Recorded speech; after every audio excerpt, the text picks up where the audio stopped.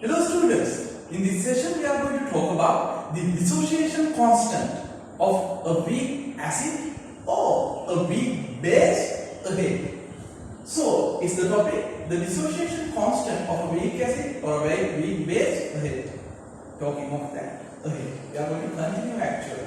So, we found out what is a dissociation constant or what is the dissociation constant stood for the dissociation, for the equilibrium of a weak acid.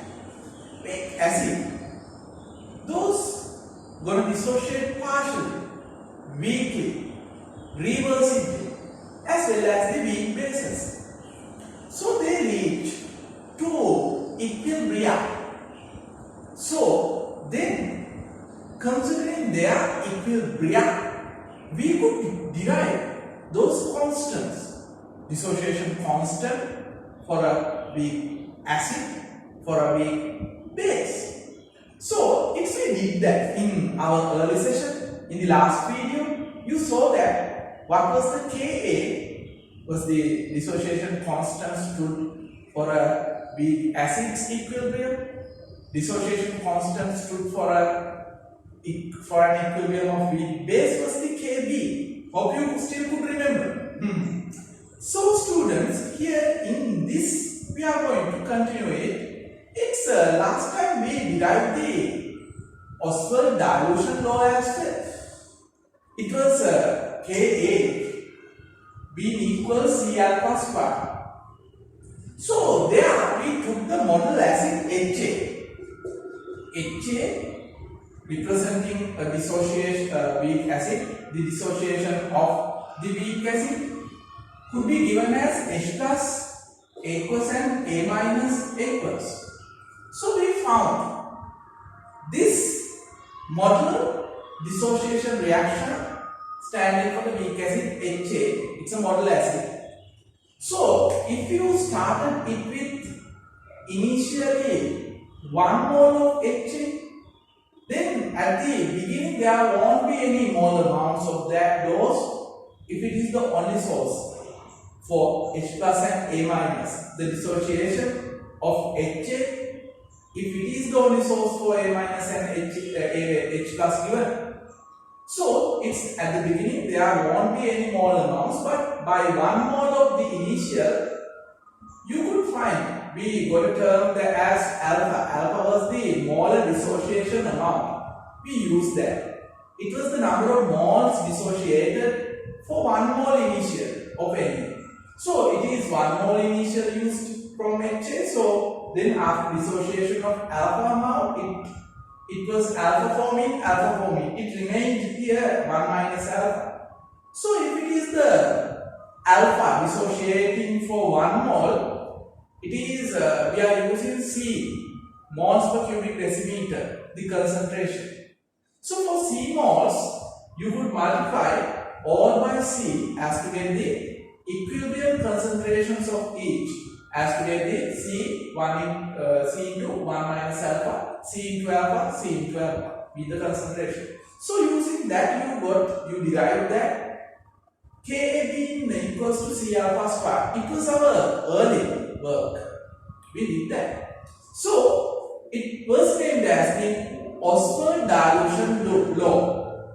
So then alpha is the molar dissociation amount and C is the concentration initially used, so of the weak acid, and Ka is the dissociation constant of a weak acid. Similarly, you could derive Kb being equals to C alpha square. There Kb played the role of dissociation constant of a weak base.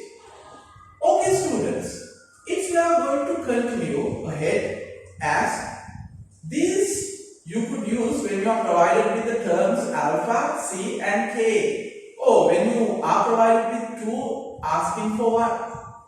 And another thing is, these two needs to be equal in size, means the source for both needs to be the dissociation of these. So then you could get this relationship. Students, if you are not in that interested to use alpha, or if you are not going to use alpha in your derivation, in your equation, let's look at a way without being gone to alpha how to get the dissociation amount at the equilibrium. Dissociation amount standing for 1 mole only is the alpha. Molar dissociation only is the alpha. Let's use a variable for the total dissociation as x or something. Let's find it out. So, students, if you are having initially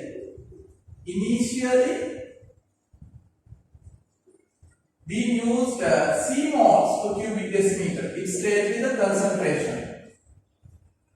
So, at equilibrium, let's say x moles would going to get dissociate. So x would be gone, x would be formed. For the reason it follows the stoichiometry 1:1:1. So if it x gone, then it's C minus x going to remain is the concentrations at the equilibrium. Then students, you could write Ka expression is the H plus concentration here according to this, A minus concentration divided by HA concentration at equilibrium. So you got the expression, so you substitute values on that. It is x moles per cubic decimeter. You make sure you substitute them with units at least for once at the very first moment. So then divided by C minus x moles per cubic decimeter, the concentration at equilibrium, this is Ka. So for very weak acids compared to C, x is negligible, x is too small. So therefore you could say this as C minus x going to be approximately equals, not equals, approximately equals to C. So therefore you could use it as Ka equals x squared over C minus x is C. So this. Students, it's you are having another equation. At this time it is C, Ka equals x squared over C. When you compare it with the earlier, it was Ca equals, sorry, Ka equals C alpha square. Ka equals C alpha square. So here is the same Ka being equals x squared over C. So students, earlier when you wanted to find out the H plus concentration at the early time, it was C alpha. Alpha was the amount got dissociated for 1 mole. For C mole it was C alpha. So for the early derivation, C alpha was the H plus concentration. Here H plus concentration is straightly given by x. Therefore the relationship between these is here x equals to C alpha. So if you are provided with data as giving molar dissociation, then it's better follow this. If it is not giving molar dissociation and straightly asking something else except molar dissociation, like H plus concentration, if they ask for such, then students, it's you could follow this as well. It is you could substitute all values as to get the alpha, but alpha, believe it, alpha is not the H plus concentration itself. It is C alpha.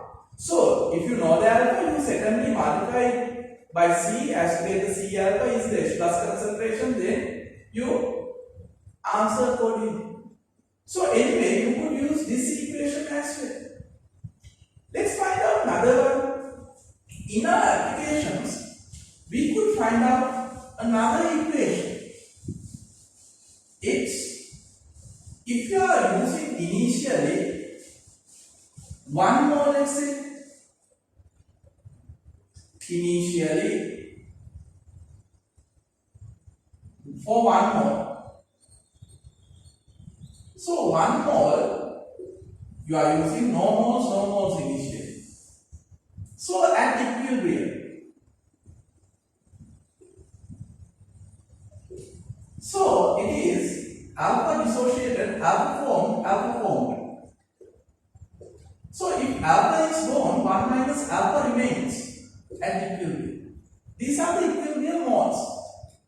At the very early time, that when you were deriving the K equals C alpha squared, mean the Oswald dilution law, it's you used secondly multiplied that by C. C was the number of moles was in 1 decimeter cube as to get the equilibrium concentration straightly. Then, if I find it being, if this 1 mole is in V volume, so when you consider V volume only, you would have these small amounts at the equilibrium. Then finding out their concentration, I need to divide each mole by the V volume. So it is I'm taking now equilibrium concentration.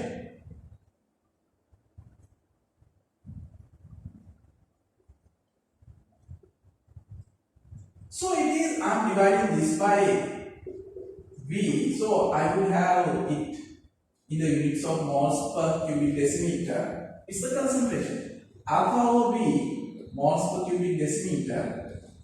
Alpha over V moles per cubic decimeter. If you check for the V, here students, V is the volume that contains 1 mole of the acid initially.